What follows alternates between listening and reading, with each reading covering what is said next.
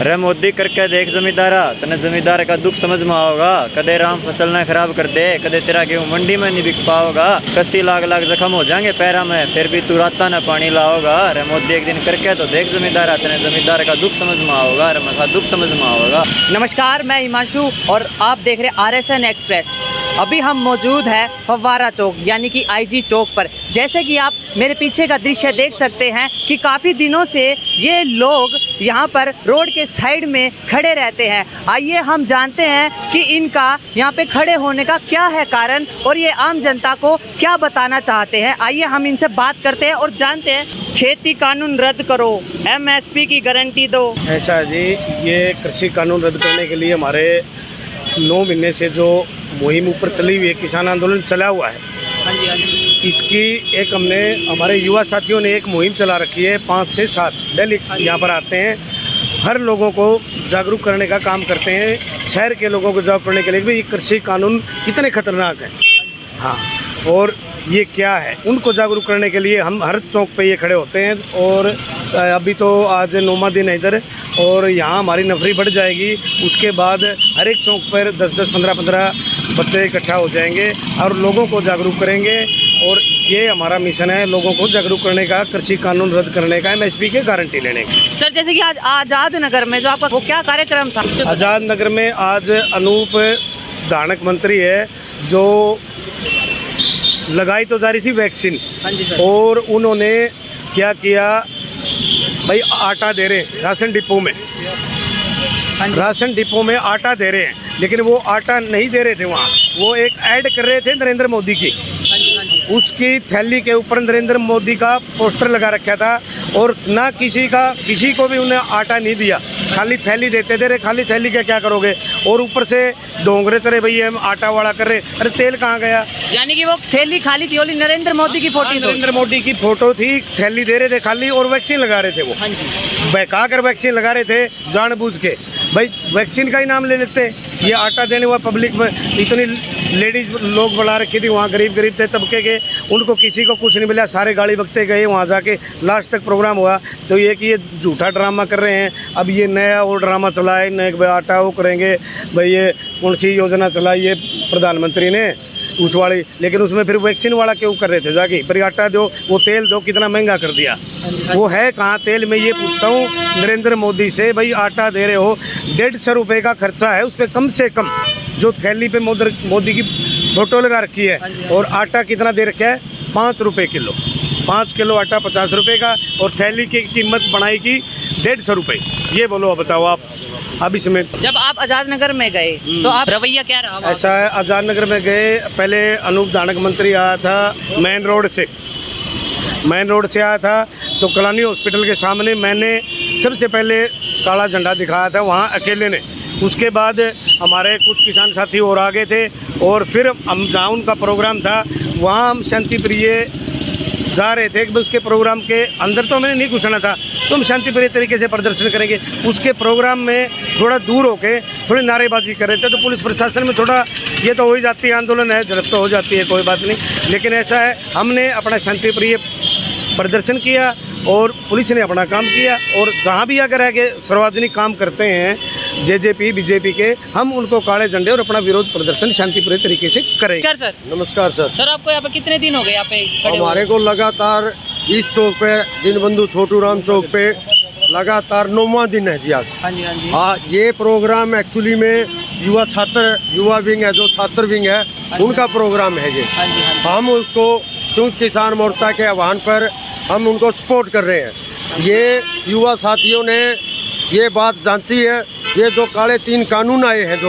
जो देश की नस्ल और फसल को खाने वाले कानून है, इनके बारे में स्टूडेंट्स ने, छात्र ने, युवा विंग ने स्टडी किया, और इनको पता चला कि भी अगर ये काले 3 कानून इस देश में लागू हो गए पूरी तरह से, तो देश के अंदर ना रोजगार बचेगा, ना ही नस्ल बचेगी, ना ही फसल बचेगी।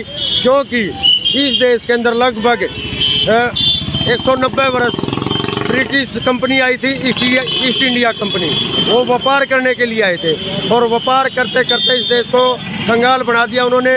और इस देश के लाखों युवा नौजवान साथियों ने बलिदानी दे करके उनको इस देश से भगाया था।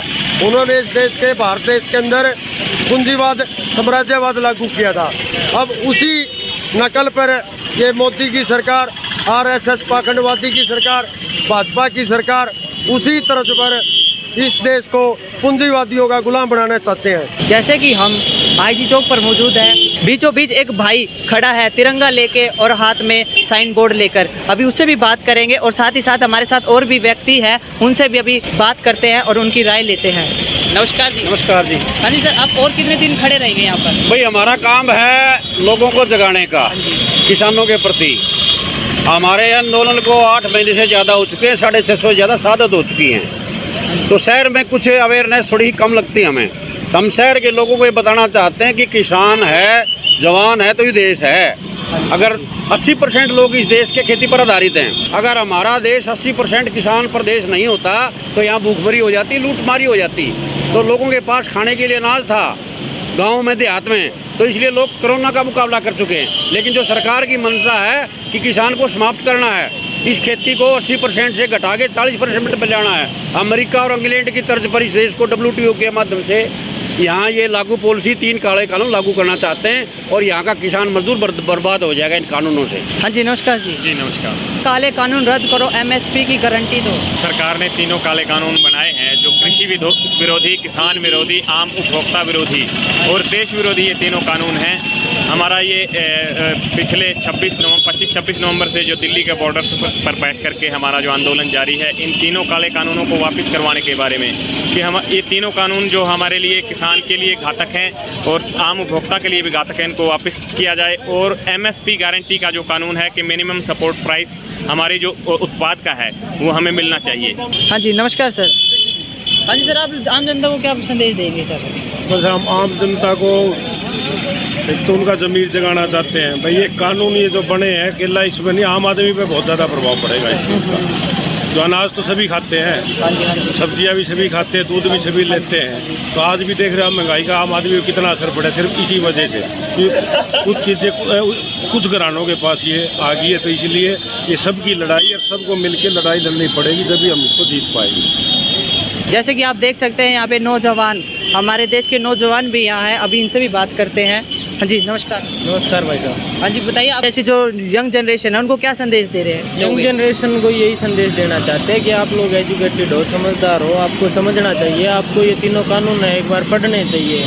एक क्या होता है कि बोलने में और करने में बहुत फ़र्क है। जैसे ये सरकार घोषणाएं करती है कुछ और असल में काम कुछ होता है, तो वैसे ही ये सरकार हमें तो बोल के तो कुछ बताती है और इन कानूनों में कुछ हो रहा है। तो आम लोगों से या पढ़े लिखे एजुकेटेड लोगों से यही रिक्वेस्ट है कि आप पढ़ो एक बार इनको और समझो और वास्तविकता को देखो। यहाँ युवा भी मौजूद है, उन्होंने देश के प्रधानमंत्री नरेंद्र मोदी पर एक कविता भी लिखी है, आइए सुनते हैं। हाँ जी।